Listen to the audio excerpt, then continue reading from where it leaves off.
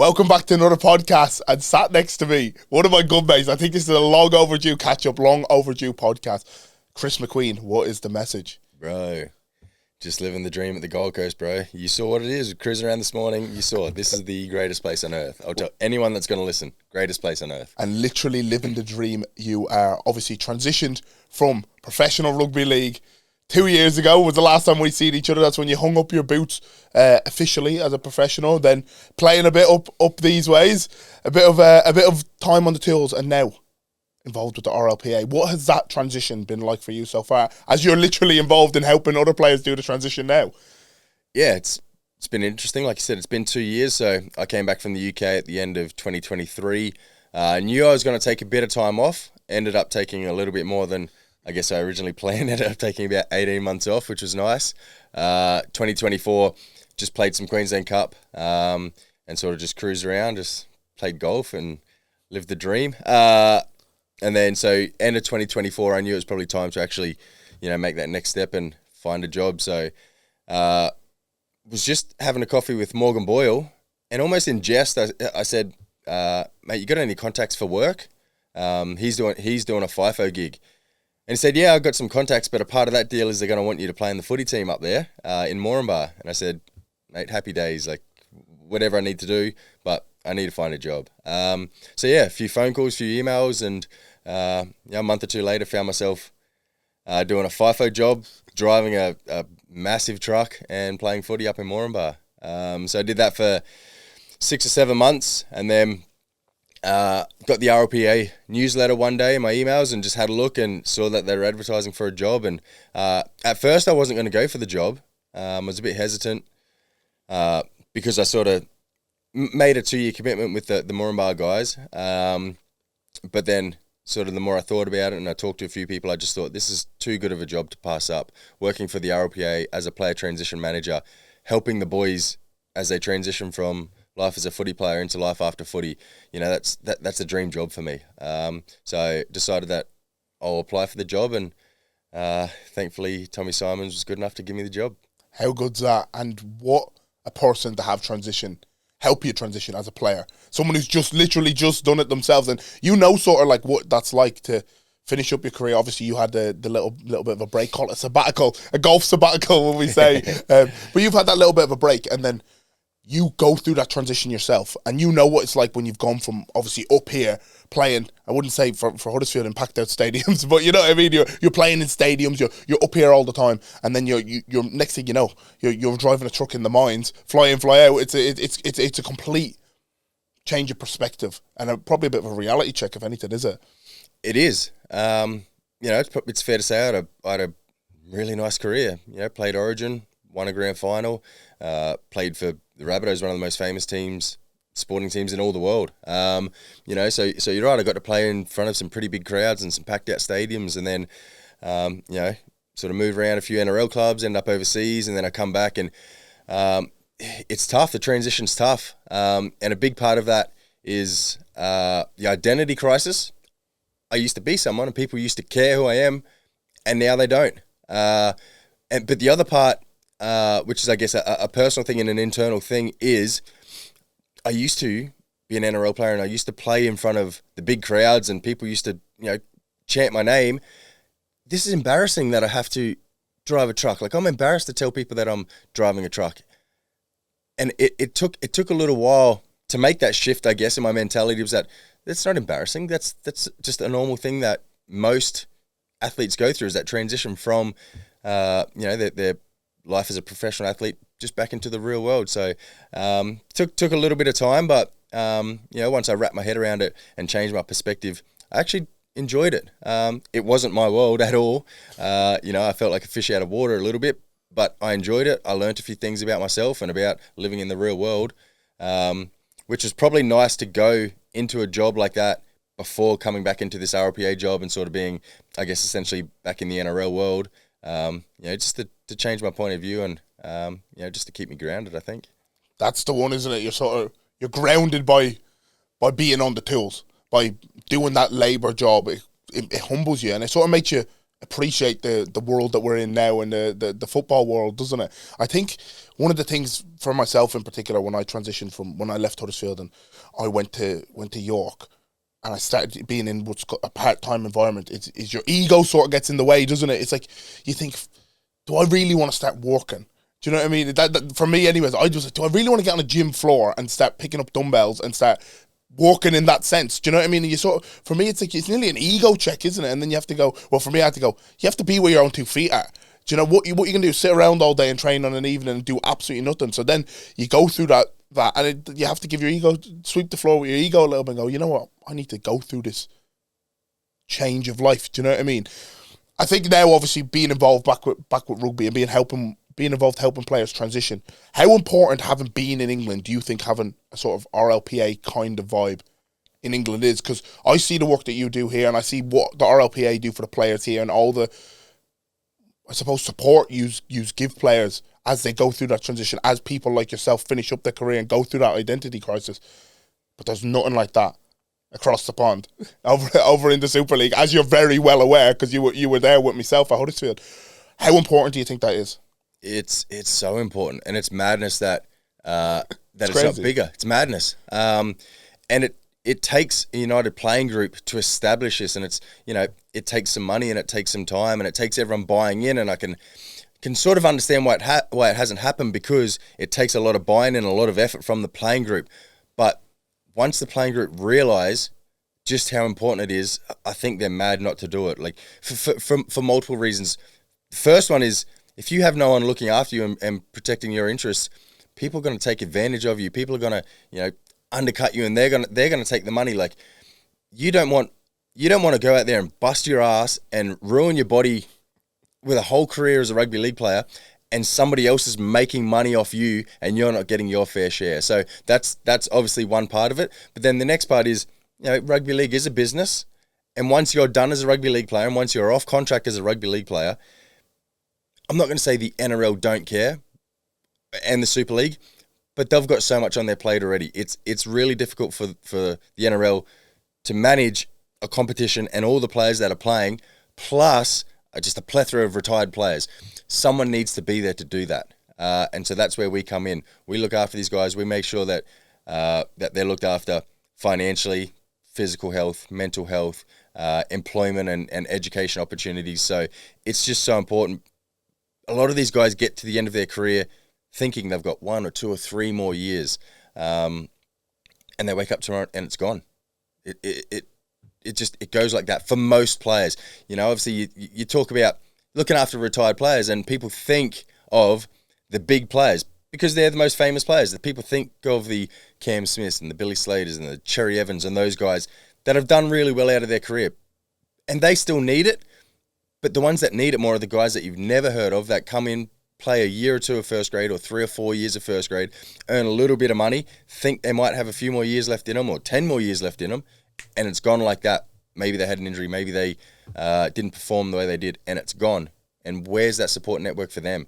So that's why we're there, is to make sure that, first of all, these guys don't get taken advantage of, but to make sure even the ones that have a full career, at the end of their career, have that support they need as they transition from being a rugby league player into their life after footy.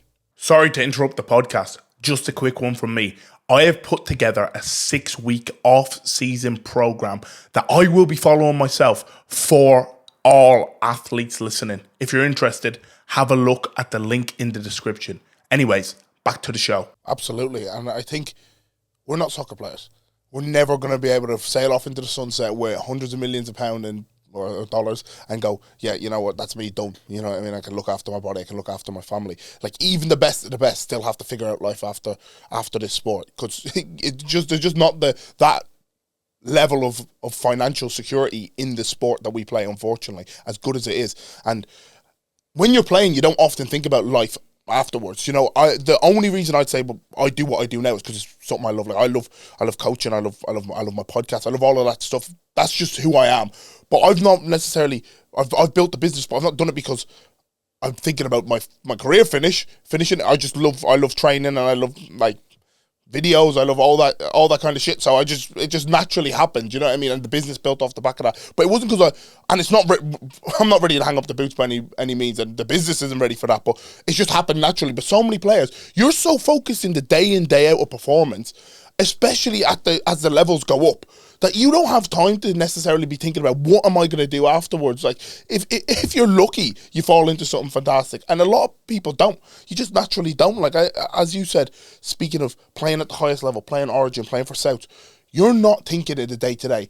I wonder when this is coming to an end. Are you? No, absolutely not. And another part of that is I'm thinking, I've won a comp, I've played Origin, I'm an international, I've played, over 100 first grade games. I've been in the system for 12 years in the NRL system. Like, I'm someone, I've got a name, like someone will want me, someone will want to employ me when I'm done. So something will come along, some sort of media opportunity or something will come along, a coaching gig, a gig in an NRL club in some capacity. Something will come along because I've worked hard and I've built a good name for myself. Something will come along. And there are so many players that may think that. I've worked hard. I deserve something to come my way, and it just doesn't happen like that. And as you say, you're so busy as a professional athlete. Like pre-seasons, you're training 6 days a week. During the season, the training backs off a bit, but you're playing, and then you've got recovery days and stuff like that. It's hard work to study or to try and have some sort of other employment opportunity. Like, when do you have time? And it is getting better, and the players are sort of, I guess, getting smarter and understanding that they have to find time, but it's hard work, man. It's no wonder these boys can get to the end of their careers and think, oh, what have I got now? What am I going to do now? It's not easy. And so that's where we come in. The RLPA are there to help those boys during their career, but me specifically as a transition manager, I'm there when these boys retire to make sure they understand everything that we've got for them, all the opportunities that are available for them. Yeah, for sure. And no better man to help that transition. You mentioned there playing internationally, playing for England. Tell us a little bit about that. Obviously, not many people know that because you played State of Origin, that you actually also played for England. Tell us a little bit about that time of your life and that time of your career. So Dad's English, so that's how I'm able to play for England. I've got the English passport. Obviously, I played with the Burgess boys, all four of the Burgess boys at South, so they were playing for England at the time, and they're in my ear a little bit, but for me growing up, all I ever wanted to do was play for Queensland. Playing for Australia is nice, but as a kid, and I reckon you ask any kid that plays rugby league, State of Origin, that's the pinnacle of rugby league. So grew up wanting to do that, and luckily I got my chance to do that. And it was a few years after I played Origin where I was still hopeful for a little while, but it got to a point where I thought, I don't know if I'm going to get that opportunity again. Wayne Bennett was the England coach at the time. So I called him at the end of 2016 and said, hey, mate, I'm available. If you want to pick me for England, I'll make myself available. And he sort of thought about it for a bit. He got back to me a week or two later and said, look, this is my first time coaching England. I've got to do what's right by the boys that have been there in the past. I'm going to basically pick the same team as the previous team that was selected. But, I'll keep you in mind, and going forward, there may be an opportunity. So end of 2016, he went with a different team. Midway through 2017, there's the mid-year tests, and he called me just out of the blue one day and said, you still interested? And I said, yeah, I'm keen. He said, all right, we've got a test next week. I'm going to pick you. So, yeah, when obviously it was difficult because that meant giving up my opportunity to ever play for Queensland again. Would I have ever got that opportunity? I don't know. So when you're presented an opportunity, sometimes you just got to take it. And especially when Wayne Bennett calls you and says, I'm going to pick you on my team if you're interested. How do you say no to Wayne Bennett? So yeah, obviously I took that opportunity, and the plan was, because that was World Cup year, the plan was that was sort of a precursor to the World Cup. That was the team that he wanted for the World Cup. Unfortunately, only sort of a month or two after that, I had my neck surgery, which ruled me out for the rest of the year, and I wasn't available for the World Cup, which, would have been nice. England lost the final to Australia 6-0, so would have been nice to be out there and try and get the job done. But yeah, it was a bit of fun, a bit of an interesting one. Crazy time. What was that like playing under Wayne Bennett, first and foremost?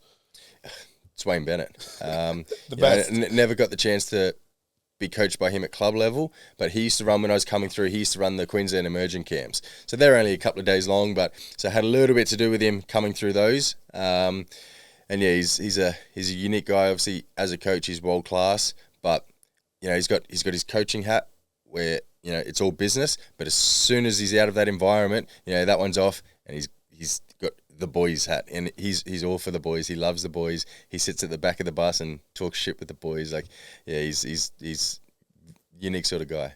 I think that's the peak of management, isn't it? Someone who can swap those hats, but not only that, actually can appreciate the person for the person. Do you know what I mean? And get to know the player as an individual more than anything. I think that's super important, and I think that's one of the most frustrating things, isn't it, as a player, when you have someone who doesn't take time to just ask you about you. Do you know, or to try to get around you, try to get around the people if they're just strict business coaching all the time. Mate, that's so fatiguing as a player, isn't it? You're trying to have a laugh at a joke, and it's like, blanking you. Yeah, and it's not only that you're trying to have a laugh and a joke, but people management is a huge skill. Like, there are coaches, you know, I'm not going to throw anyone under the bus, but there are coaches, I had a few coaches that, you know, even when it comes to team selection and that sort of thing, the bottom line is the bottom line. You're either going to pick me in the team or you're not. The only thing that really matters, and the thing that I'm going to judge you on as a coach, is how you tell me. If you look me in the eye and tell me as a man, mate, I'm not going to pick you in the team, and this is why, I'm not going to be happy about it, but I can respect that. But if your way of dealing with players is a text message or a sneaky little on the training field halfway through a session, coming up behind a player and saying, hey, mate, you're not going to be in the team this week, or hey, mate, you're going to be in the team. Like, how can I respect you as a man if you can't talk to me like one? It's you know. So yeah, Wayne Bennett is one of those guys that absolutely has all bases covered in terms of how he wants to coach, but also how he deals with his players. Yeah, and I think that's the one, isn't it? It's the directness that you need, because, like you said, you're never going to be happy about it. Every single player wants to be on that pitch. Every single player wants to play every single game. But if someone can manage you as an individual, if you are not going to play, and say, listen, mate, this is why, and actually give you a reason that you go, if he goes, I don't believe you, Chris, are the best selection for this game because whatever reason, I don't like how you've been defending for the last 2 weeks. I think you've been sitting too hard on leads, or whatever, you've been taking yourself out of line, whatever it may be, you're going to go, fuck that guy. But you go, oh, well, maybe in a day you go, well, maybe I have been doing that. You reflect inwards. If you're humble enough to do so, you reflect inwards and you go, yeah, maybe he's right. Or whether I agree or not, I need to take his word because he's the coach, and I need to change that and implement that in my game. But if they go, oh, you know what, mate, like, oh, we're going to rest you this week, and then you get the soft drop or something like that, you know, you're like, that's the worst, I reckon, the old soft drop, eh? You're getting rested this week, and then the next week you're out, or, oh, we're going to just bench you this week, we're going with a different squad, and you get, like, that's bollocks. You know what you're doing there. As the great Wayne Bennett used to say, don't piss on my boots and tell me it's raining. We all, as professional athletes, we know. We all have a pretty good understanding of our own game. If I didn't have the best game, I'm going to know. If I'm playing well, I'm going to know. Don't bullshit me. When I was at the Tigers, one of my last games, we played the Broncos. Our home game, the Broncos weren't going too well that year. We beat them 48-0. The following week, I get dropped at captain's run because the coach says, you haven't played a lot of footy this year. It was COVID year, so there was no reserve grade. You haven't played a lot of footy this year, so even though we played well and you got your job done, it was only against the Broncos who were struggling at the time. This week we've got Parramatta. They're going well. It's going to be a harder challenge. So I want someone that's a bit fitter on the bench. I just want to carry someone that's a bit fitter. Yeah, all right. We get in the meeting room. He goes, boys, got a debutant this week. And he picks a debutant. He's a debutant, so he hasn't played NRL before, which means he's been in the same boat as me. He hasn't played footy at all this year. It's been COVID. How is he going to have more match fitness than me? If you're going to drop me, drop me. I'm man enough to understand that's how the game works. You know, you get picked, you get dropped, whatever. Don't bullshit me, because I know that you've bullshitted me. So you dropped me, so I'm unhappy about that. But I know you lied to me. I know you bullshitted me. Like I said, how can you respect someone that can't look you in the eye and tell you as a man? If he had said to me, mate, if this team is fully fit, I'm not going to pick you for whatever reason. I don't like you. I don't rate you. I don't, you're too old, whatever. Tell me the truth. Just tell me the truth. That's all I ask. Look me in the eye and tell me the truth, and whatever you've got to say, I'll cop it on the chin. But if you lie to me, like I said, the bottom line is the bottom line. You've dropped me. I don't care. I don't care why. Yeah, but literally. I do care how you do it. And if you can't do it like a man, then I'm not going to respect you. It's delivery's everything, isn't it? The Absolutely. delivery is how you go about that is everything. Tell us a little bit about that time, because that's just before you come over to Huddersfield for the first time. Obviously, probably you'll agree with me, a tough time in your career playing at the Tigers, and a bit of a life transition really, and a career transition as you come over to Huddersfield in the middle of COVID, and that's when we crossed paths. Obviously, very, very different times in our lives and our careers. You're coming up to the end, and probably gave you at least a life really, and gave Giants fans a name to sing about and a person to love, but a really good time to finish up in Huddersfield, but from a tough place at Tigers. Yeah. It was a long transition, I think. I went to the Tigers off the back of my neck surgery. Didn't do anything for 6 months, 8 months after my neck surgery. Couldn't do anything until I could go back, have my scan at 6 months, I think it was, and they went, yep, you're all clear. So obviously by the time I got to the Tigers, that was the back end of 2017. So by the start of 2018, I hadn't done any training. I didn't do preseason. I hadn't done anything. So I was not in the shape that I wanted to be in, and that they wanted me to be in, obviously. So 2018 was a tough year on the field, and it's one of those things, once you start to get a bit older and you sort of fall out of favour with the side, it's really hard to get back in. So yeah, it's fair to say me personally and the team didn't have the success that we would have liked while I was at the Tigers. End of 2020, it's COVID year, the world's fucked. Middle of 2020, me and my now ex long-term relationship broke up. It's COVID. My NRL career is coming to an end. I know it's coming to an end. On a whim like that, speak to Huddersfield, get on a plane, and I'm gone. And yeah, I got to England and I was miserable. I was in a really dark place. There wasn't a lot of good going on in my life at that time. I went to Huddersfield on a 2-month contract, 3-month contract. The COVID break over there was obviously longer, so our season finished at the Tigers. I was straight on a plane to England, and I think we still had about 9 or 10 games to go. And it was an absolute shit show, We're getting COVID tested twice a week. If you get 3 or 4 positive tests, you can pull out of a game. And this team's had 3 or 4 positive tests, so they've pulled out of their game. So you two can just play each other, and you're just getting paired up with whoever you can. Absolute madness. But yeah, as I said, I was in a horrible headspace. So I went over there basically fighting for my life, my career. And to be honest, I was living with Aidan Caesar, and I said to him, I hope the Giants don't offer me a contract, or I hope they don't offer me a good enough contract for me to stay, because I can't make the decision to pull the pin and retire when I know that I've got a lot to offer. But I don't want to be here, and I don't want to continue playing. I don't want to be in England. I want to be backed into a corner and forced to retire. I want out, but I can't make that decision myself. And at the time, I thought, disappointingly, they actually offered me a decent contract, a contract that was worth me staying. And now in hindsight, I'm so happy that they did. I did nothing but piss and moan while I was over there about the place. But now I look back in hindsight with some really fond memories, and I love my time over there. Without trying to pump up my own tyres, I did play good footy over there. Obviously Challenge Cup final, which we should have won. Got the Lance Todd, which was nice, but nothing compares to winning.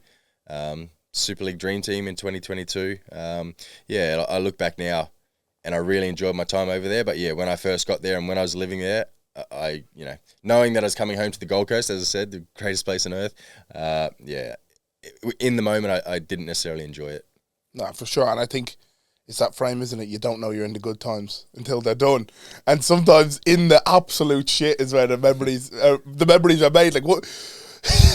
The best was, we used to, because as you said, in COVID, you're getting tested twice, 2-3 times a week. We can't do anything. So this is the logic of Super League, isn't it? We couldn't hang out at our training centre. So we couldn't go and heat our food up. we were in gym groups of 4 and 5. So you do your field in the morning, whatever, 9 a.m. field. You'd be caked in mud. You're not allowed to shower. So you're in 5 or 7 gym groups. So your gym times are starting from, say, midday to 3 o'clock. So if you're in the last gym group, you're in at 3 o'clock. So you're not allowed to hang out or train, and you can't heat up your food. But we can all sit together, caked in mud, in Starbucks or in Subway. That's sound, but you cannot step foot in your training centre together. So you're in your groups of 5, and you're looking around, and you're in the absolute shit. And then we're finishing up our sessions then, and even the second year, and we're going to a fucking reservoir. We're going to the fucking res, breaking the ice to get into the water. You're swimming around like a dolphin. I'm sitting there crying because I'm so cold. Oh, bro. You're thinking, how on earth have you re-signed that new deal when we're kicking about in a reservoir, literally breaking the ice to get into the water on the edge in the middle of winter? But you stay, and like you said, you had a good time, and you played very well. After that neck surgery, like you said, you're hoping to get back into the corner. How tough is coming back from that, and then obviously kicking on and finding a bit of form again when you get to the Super League? But how tough is that sort of mental period where you feel like your life's come crashing down? You've gone through a breakup. You're on the other side of the fucking world in October in freezing cold. You've left home. You've left all the hads behind. Your NRL career's come to an end. Probably not how you wanted it to. You're coming back from an injury, struggling to get fit, getting dropped for someone who's debuting. How do you bring yourself back and pull yourself out of that hole? Because I think everyone's been there. I've been there as an individual where your life's up here. That COVID year as well. I'm in Canberra playing under 20s, and I'm washing windows 6 months later. Do you know, when you're here and you go through that, how do you dig yourself out of that hole? It's an interesting one, and I know I've mentioned this to you earlier. For me, it was just about finding some perspective. I thought that I was having the toughest time in the entire world, you know what I mean? Like, breakup, NRL career over, having to move. And then I got to England, and I got through that first little stint, a couple of months, extended my contract, and then I came home for the off-season and spent 2 months at the Gold Coast. And that just opened my eyes. I went back to England, and all I could think about was, this is temporary. This is my choice to be here. But one day I'm going to get on that plane, and I'm going to go back, and it's going to land in Brisbane. I'm going to drive back to the Gold Coast, and this is what I've got. This is where I get to live. In, I keep saying it, it's the greatest place on earth. It's beautiful. Like, how can I be miserable? I'm here by choice, but at some point, as soon as I choose to, anytime I choose to, I've got this waiting for me. I've got my house. I can move back. I get to live at the Gold Coast. So for me, it was just about changing my perspective. And instead of focusing on all the negatives and all the shit that was going on in my life, focus on the positive, focus on everything that I've got going for me. And that sort of helped me. Like I said, I got to England, and I wished they wouldn't give me a contract, so I was forced to retire. I got the contract, but that change of perspective made me realize just how in control of my life I am. My life is not out of control. I'm in control of my life. I'm in control of my career. And I can continue to play if I want to, or I can come home if I want to. And when I come home, I get to be back around my friends, my family, and live at the Gold Coast. So, yeah, for me, it was just about a shift in this. Obviously I was surrounded by my teammates and my friends, and, I didn't have my family, but they're all just a call away. So, all of that, talking to people about how I felt, realizing what I actually had going for me in my life, it just changed my whole view on my situation, I guess. Yeah, and being able to shift that perspective is an ability and a muscle that's trained, isn't it? I think that for me in particular, when you realize what you have and what you have going, and that you are the driver, you are the controller of your life and your destination, that's all empowering. Jocko Willing, I always say, he has that book called Extreme Ownership. And when you take ownership for everything that's in your circle of control, then you feel like you have the tools to shift where you end up. When you let external factors sort of dictate to you and be the driver of your emotions and how you react and all of those kind of things, you feel like you're out of control in what you're doing. And it's so easy to get into that sort of mentality that you go, the why me, or there's so much stuff wrong. But once you that shift, finding the little wins, finding the things you're grateful for, finding what's right, that's what gives you that power again, and that's what reinstates the power that you are the driver of your own life. And like you said, when you're away from home, it puts into perspective how good you have it when you're at home. And here especially, like, wow, when I came to the Gold Coast for the first time, I was like, this is the best place ever. And 5 years later, me and you are driving in here in the morning, having a coffee, and I'm still saying, this is the best place on earth. But it's being in places that you don't necessarily love that makes you appreciate the places that you like so much. Do you know, when we're sticking to the floor of cafes in Bexon, we're sticking to the floor, hiding away upstairs. You know, that's what makes it so good when you go to somewhere nice, doesn't it? Yeah. I mean, you look at those times, and like you said, we're sneaking around. It's COVID. You know, we're not allowed to be in cafes, so the owner's letting us sneak around upstairs. We go to training, and we're covered in mud, and we're not allowed to shower. We've all got to reverse park in so that we're all getting out of our car on the same side. Forgot about that, bro. Andy Kelly getting up us, so I start parking fucking sideways and backwards and upside down just to piss him off. But yeah, it's all those things that. I'm God.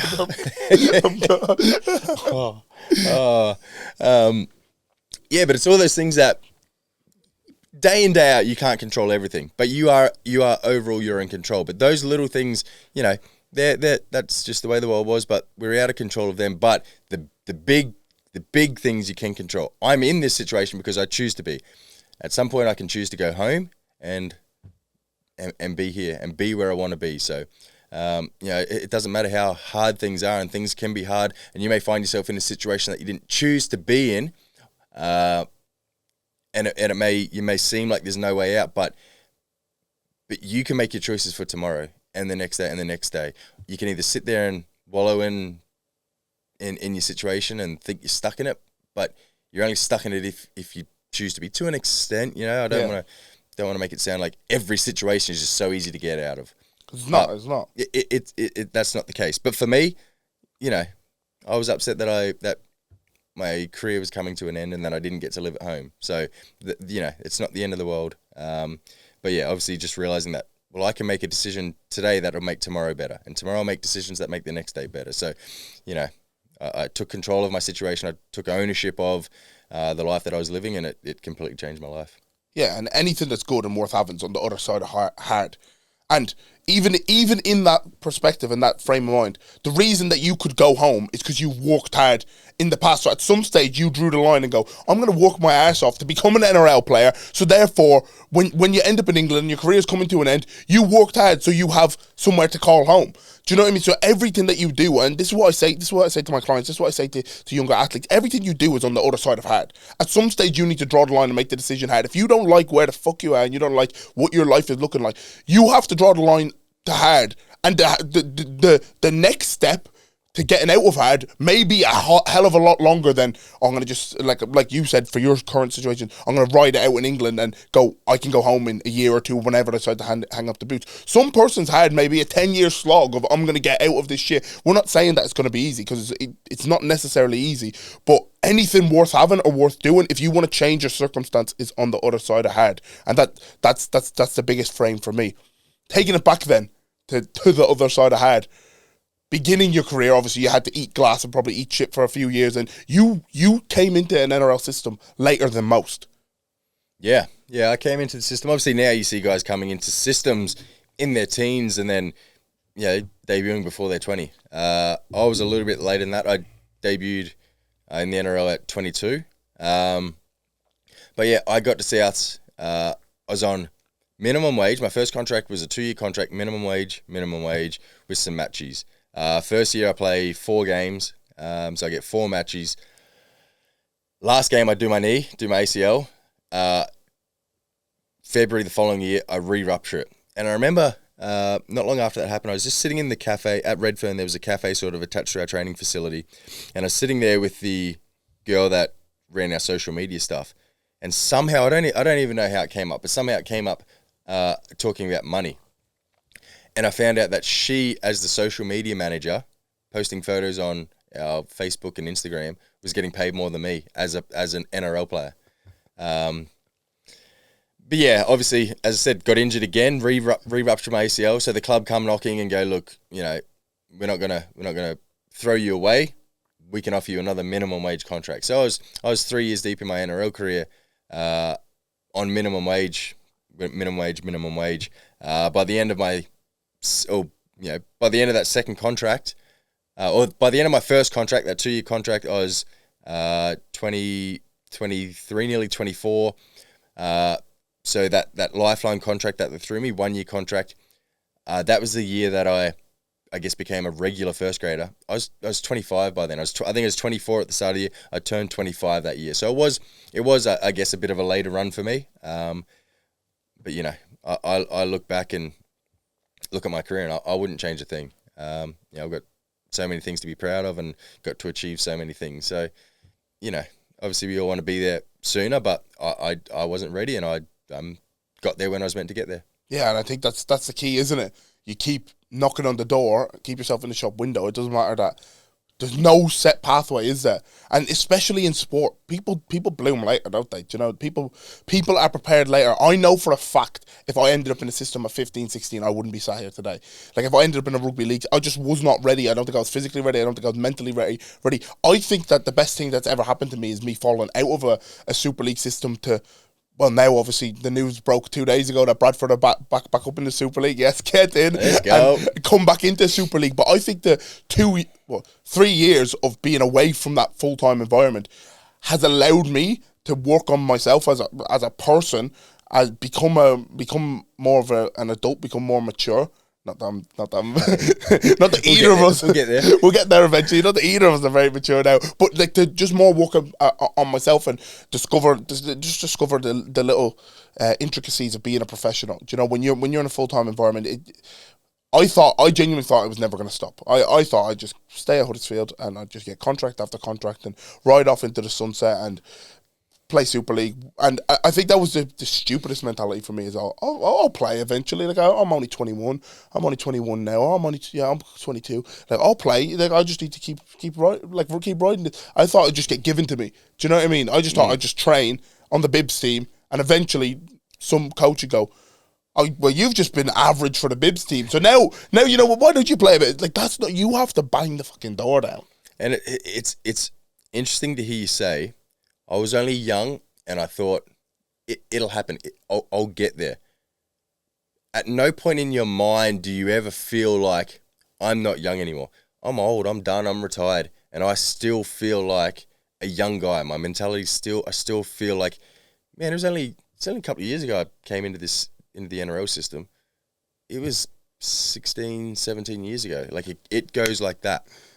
So this is my advice to anyone that would listen. And I said this at Huddersfield, when I was sort of finishing up there, and we had a lot of young guys. Like, if you think I'll do it later, it's the old saying, tomorrow never comes. If you're not prepared to do it right now, today, what do you think is going to change in your life that's going to make you in a year or 2 or 3 years time think, okay, now it's the time? There is no, I'll do it later, I'll achieve it later, I'll switch on later. You either do it, you do it now, or you don't do it at all. And that's the mentality that I try to say to all these kids. Don't think it's not our time to win a grand final, but we'll win one. We'll win one down the track when we get good. Why aren't you trying to do that now? Because in the year or 2 or 3 or 5 or 10 years time, you're still going to think, when we get our chance down the track, we'll take it. There is no down the track. It's fucking right now. And it's the same with your professionalism. It's the same with everything. If you're not prepared to do it right now, you're never going to be. Literally. And that's what I say to, that's what I say to young athletes. That's what I say to my clients. If you don't want to start going to the gym now because you're busy, you're never going to stop being busy. The sun's going to fucking rise in the morning, and it's going to always rise, and you're always going to have people emailing you, texting you, asking you to go do X, Y, and Z. Do you want a few beers? Whatever it may be. It never stops. It never stops. Like there's never a good time. I had to go through that. No one's going to give it to you. No one's going to give it to you, and there's never a time to turn one on. You can't turn one on coming into finals. You can't turn one on and start being, I'm going to start eating right now because, it's pre-season, or it's coming to the back end when we start getting selected. I'm going to start training hard now. You have to turn up every single fucking day and do it, don't you? And you have to do that till you think you can't do it anymore. And you still might do all that shit and not make it. Yeah. And that's okay. But I know for myself, I can go to bed at night knowing that I've done all, not left a stone unturned. And when I say this stuff, like you train with me, it's not like I was tossing it off then, but I'm what I know now as a 25-year-old compared to what I knew as a 21 or 22-year-old. I know how to apply myself better, and I wish I could have done that then. But I had to go through what I went through to know that. Yep. Do you know? But and I hope by having these conversations and sharing these messages, that someone else doesn't have to fall down a division, down a league, to realise that. It's a difficult way to learn things, but it's probably the best way. I became the player that I am and the person that I am because growing up, I wasn't the biggest or the fastest or the strongest. I did mature later than all my friends. So I found myself pretty early on realising that, well, I have to train harder and have to apply myself because I'm not naturally as good as these guys. And thankfully, because I did mature later, I'd learnt those things. Then as I started to mature, I did actually grow bigger than all my friends. It still took me a bit of time to obviously make it into a first grade system. But by the time I got to a first grade system, I'd learnt all those things that I had to learn about professionalism, about making the sacrifices that you have to make and doing the right things. So by the time I got there, I was so much better off for it because I'd learnt the hard lessons. And like you said, it'd be nice that you can give the message to people coming through about, the professionalism and that sort of thing. But the only way to really learn something is to experience it. There's going to be guys that are coming through in their teens that are just naturally so gifted, and they're probably not going to learn what they need to learn about training right and eating right and all of that sort of stuff and making the sacrifices because they don't have to. But by the time they get to 20 and 21, everyone else is going to have caught up to them in terms of maturity and physicality. But it's the ones that have learned to train hard and make the sacrifices and be disciplined. They're the ones that are going to progress from there into elite players. Absolutely. When you get into the Souths environment, obviously, you start to become an NRL player and then you go on to win a grand final. Tell us about that year, going into the grand final year and the pre-season that you had and all that came with it. Like, that's what a boy from Kingaroy dreams of doing. So obviously I was at South 2009, 10, 11. We go shit. We don't make the finals. We're struggling. Michael Maguire takes over at Souths. Everyone knows his reputation, so I don't need to go into that. My first day of training, so I missed the first week of training. So end of 2011, I play in the Prime Minister's 13 team. So start of pre-season going into season 2012, I get an extra week off. So the boys do their first week, and I get back, and my first day of training is, we'll see you at Sydney Park, got a couple of long runs to do. And we do 3.5 kilometre time trials up and down hills, and immediately that's the hardest session I've ever done. And it's only running, and we learn pretty quickly what this guy's all about. You hear all the stories about the wrestle sessions and the fitness sessions and the gym sessions, and I mean, look what happened this year at the Broncos. Just between me and you, when he signed at the Broncos, I would told anyone that would listen, with the team they've got and him as a coach, these guys are going to win the comp. I said it to anyone that would listen, and look, they fucking won the comp. So I knew because I'd been there and done it with him. We go from not playing finals footy in, 10 years. South hadn't played finals footy. Michael Maguire comes over. I think we finish top 4. We make a semi-final. We played the Bulldogs. We were going well. I think we're up maybe 8-0 or so. Adam Reynolds does a hammy, goes off just before halftime, and that's it. We're cooked. From there, the Bulldogs sort of steamroll us, and they make it to the grand final and lose to Melbourne. The following year, we have what was probably the hardest preseason of my life going into 2013. We went to Holsworthy for an army camp. We got fucking towed up for 3 days. We did this pool session. We did this thing where they took us out. We did this session all day, and we were carrying the logs and pushing the tires and all the bullshit that the jerry cans, everything that goes with it. And we get out and we set up camp in the bush, and something's coming at some point. And one of the guys that was there supervising us, the army guy, was like, "Boys, I know it's hard because you're on edge because you're expecting something, but I would suggest that you just try and get some sleep. So we all try and shut it down. Just sleeping on the dirt. We've got like a sleeping bag laid down on the dirt. About 2 a.m. No, I think it was about 11 p.m. Fucking these cars just come from everywhere. We get ambushed. These army guys, they jump out, they yell and they scream, they throw us all into this bus, and they take us to the pool. And we did a 3-hour pool session. We're swimming laps, we're treading water, we're carrying these big steel bars. Imagine a steel bar. You got to get it from one end of the pool to the other. Nathan Merritt nearly drowned at the bottom of the pool holding this thing. He couldn't get rid of it, couldn't do anything. Someone had to save him. We're getting out of the pool, doing all these exercises for 3 hours. They absolutely towed us up. So that was the hardest preseason that I've ever done.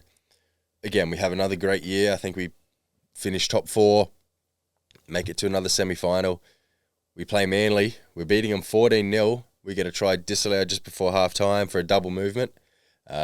From there, we don't score another point, and they fucking steamroll us again. They make the grand final against the Roosters, which, imagine a South versus Roosters grand final. That would be, that'd be as big as an Origin game, bigger. It'd be unbelievable.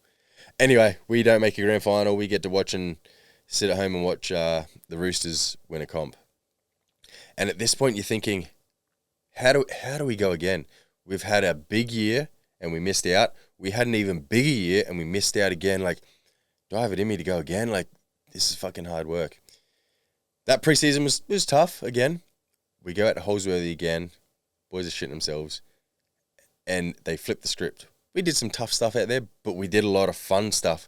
We did abseiling and rappelling. One night we'd finished a long day, and they took us down to the pool, and we were like, fuck, here we go again. They get a couple of just trash cans, put them on each side of the pool, and they throw a ball in. So boys, pool basketball or whatever you want to call it. We have fun in the pool. We play paintball. We go into the shooting range and do some shooting. We do this thing where they put us all in a car and they do like a high speed obstacle course thing around one of their compounds.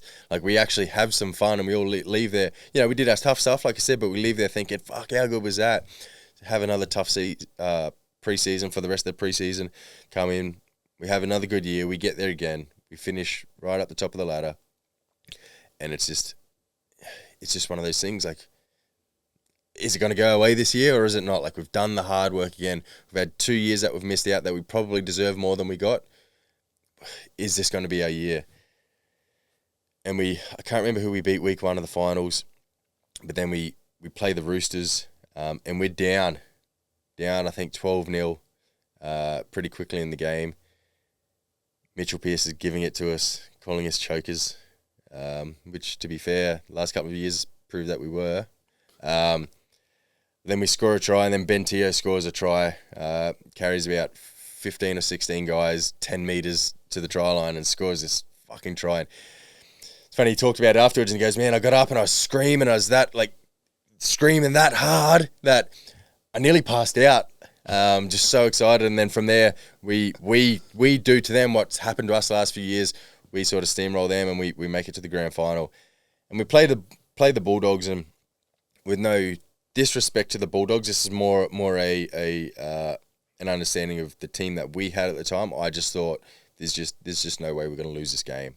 We're absolutely going to win this game. And it was tight. It was a tight game for a long time, but that sort of last 10 minutes, I think we sort of went try. And the scoreboard probably doesn't do justice to how tight that game was, but yeah, I saw some friends before the game to give them some tickets, and I said, can't wait to see you after the game and show you my ring. Like, just knew we were going to win. It was our time. We'd done the work. We had the team. If we didn't do it then, we were never, ever going to do it. So, it was our time to do it. And like I said, the time wasn't next year or the year after. The time was right fucking now, today. Sam Burgess was leaving to go to rugby. Benny Teo was leaving to go to rugby. It's now or never. And obviously we got the job done. Got the ring. Mate, that's what dreams are made of. That is literally what dreams are made of. I think, just to rewind back to the Brisbane win this year, you are absolutely fucking wrong until you're right. He was the worst coach on earth in pre-season. He was everyone was spraying them. Oh, they've overdone it this year. They're cooked. They're not. Everyone else is right until they're wrong. You are absolutely wrong until you're right. Do you know? So when you're building those years and you're going semi-final loss, semi-final, what can Souths do to win a grand final? Everyone's probably looking, oh, can they do it? Are they chokers? Well, you were chokers until everyone else was wrong and you were right and you had the ring and you're winners. That is literally what dreams are made of.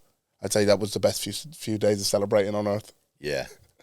We just coincidentally about maybe 2 months out from the end of the season, Bryson Goodwin had booked a holiday with his family to go to Hawaii, I think. And he had a few days before that he thought he had spare. And he just tossed up, boys, anyone want to go to Vegas? Like, I'm already going to Hawaii on this date, but could do 3 or 4 days in Vegas before that if anyone wants to go. A few people sort of ummed and ahed, and I knew that I had booked a trip to go to Bali for 2 weeks after the grand final. And I said, oh, let me have a look. And I sort of looked and I went, I think I've got some time, bro. Like, from the grand final, if we make it, obviously 8 weeks out, we didn't know. But if we make it, I've got 2 weeks until I go to Bali. Said, so I've got time. Fuck it, let's go. Book it in. So me and him were like, yeah, all right, we're going to go. Let's have a look. We booked it in. And then Dave Tyrrell got on board. Then Adam Reynolds got on board. And then Luke Keary got on board. Kirisomi Avar got on board. And we ended up having a good little crew that had booked to go to Vegas on the Saturday morning after the NRL Grand Final. We didn't know if we were going to make the game, but you just prepare just in case. So we win the game on the Sunday. We go nuts for a week in Sydney. We have our red and green ball, our presentation night on the Friday night. Kyle Turner came.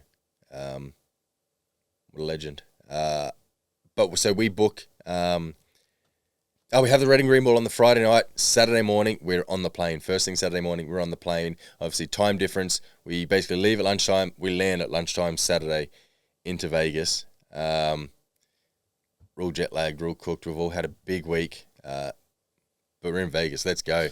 So we go out and we're having a few drinks, and everyone's, they're going down like razor blades. We're, trying to spark up. And then Tyrrell has this great idea, which ended up being the fucking greatest idea he's ever had. We'll get some Long Island iced teas. And, those things are 4 or 5 shots each. So he goes and buys a round of them, and we all just bang one of them, and that was just a game changer. The night just went from here to like this. And so we do 4 nights in Vegas, which is probably not the optimal time. You either want to go maybe 2 nights, or if you go 5 or 6 nights, you might take a night off in the middle. But we went 4 nights. So when are you going to take a night off? You're going to take the second night off? No. You're going to take the third night off? No. It's we're going to go one more after that. You're not taking the last night off. So you just go hard for 4 days, which is just, unreal. We leave Wednesday morning, land back, or Wednesday night or whatever. I land back in Sydney Friday morning, go home, empty my bag, wash everything, repack my bag, fly to Brisbane that night. The next morning, on a flight to Bali. Lay by the pool, in the sun, drinking bintangs for the next week. Sleeping. Actually sleeping.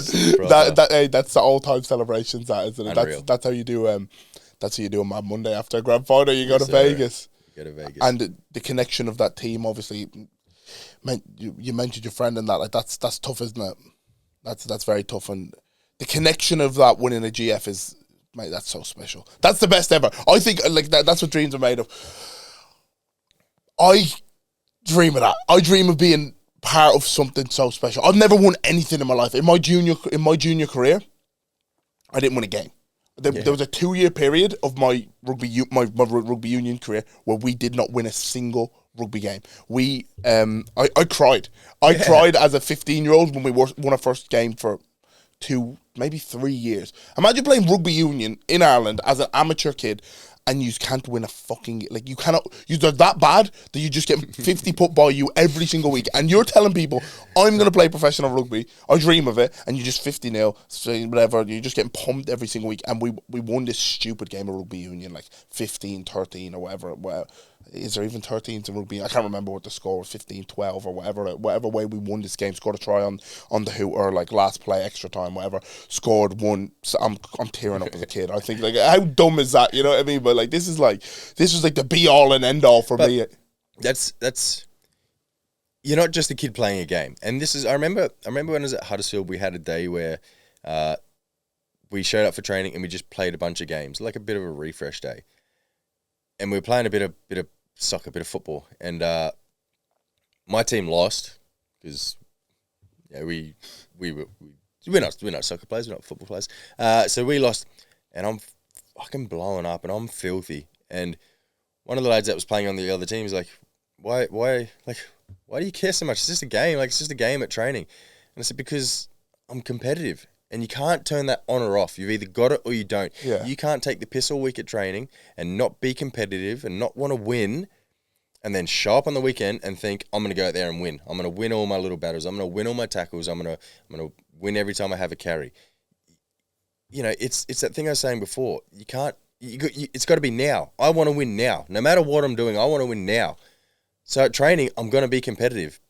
And that's why on the weekend I care and I'm competitive. And when we lose, it affects me. And when we win, you know, I'm happy. And you were the same as a kid.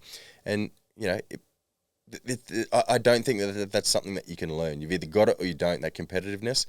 And you had it. And it doesn't matter that you're a kid and you were 15 years old and you won a shitty little game of rugby. You're competitive and it means something to you. And that's why now, as a professional athlete, it still matters and it still means to you because you had it then. You can't turn it on and off. You can't turn it on and off. And I think the summary of that and your competitive nature is we'd be playing... I'm laughing trying to say. We'd leave the cafe and you'd be ringing us. Are you on Warzone? And you would spray Aidan McGowan like a man's never been sprayed on a game of Call of Duty. That, like, I'd cop a few, but he would say, he would get but it's because we wanted to win. We wanted to get dubs. That's what we said. What are we doing? Are we smacking coffees to get dubs? And that's why it's Becks and dubs. But it's not personal, bro. But fuck me dead. What are you doing? What are you doing? Like, you're in a battle. He wasn't the best player. He's in a little gunfight with 2 or 3 people. He'll run halfway away and then turn around and try to engage them again. Bro, you are not going to win this. You're not going to win your one-on-ones. You're not winning a 3-on-1. Just get away. Get to the buy station. Get one of us back. buy you back. He used to play. He played with one earbud. How do you know where anyone is if you're playing with one earbud? Every single footsteps you hear, you think that's on the left. He's over there because that's all you can hear is this. Bro. Everything's that way. Where are they? I would have to. I had a button here so I could mute my mic, and that off, and I'd be like, beep, turn my mic off, and I'd be like, what the fuck are you doing? You fucking idiot. Why would you do that? And I'd turn it back on and be like, all good, bro. GG's, bro. GG's. Right, I'm going to bed. Going to bed. One more game. One more game. I'm going to play a few solos. You can't finish on a dub. Yeah. You can't finish on a loss. You can't finish. We go again. You go again. Smacking monsters. You're up all night. That's the best. If they're not the good times, don't even talk to me about the bad times. There is no good times. Hey, that's the one. Looking ahead to the future now. Obviously, retired. Hung up the boots to a certain extent. Still playing a little bit. Involved with the RLPA. Exciting times ahead. Life's getting good. You say you're getting old, but you don't feel old, do you? Some people may say you're getting old. I'm not going to say that. Sat across from you. But looking ahead to the future, settling down in the GC now. What's that look like for you? Yeah, obviously. So I've just started with the RLPA. So obviously, continue to learn that role, and I have plans to do a few courses that'll help with that. Super exciting times ahead, my man. And now we have a nice weekend up in the GC. Now that all business has been taken care of, let's go. I'm looking forward to it. My favourite place on earth as well. Have the local here touring me around. Grateful to have you, bro, on the podcast. And I think that was Chris McQueen. That was a serious message, my man. Thank you very much for having me, my bro. Hey, thank you, my man. Let's go.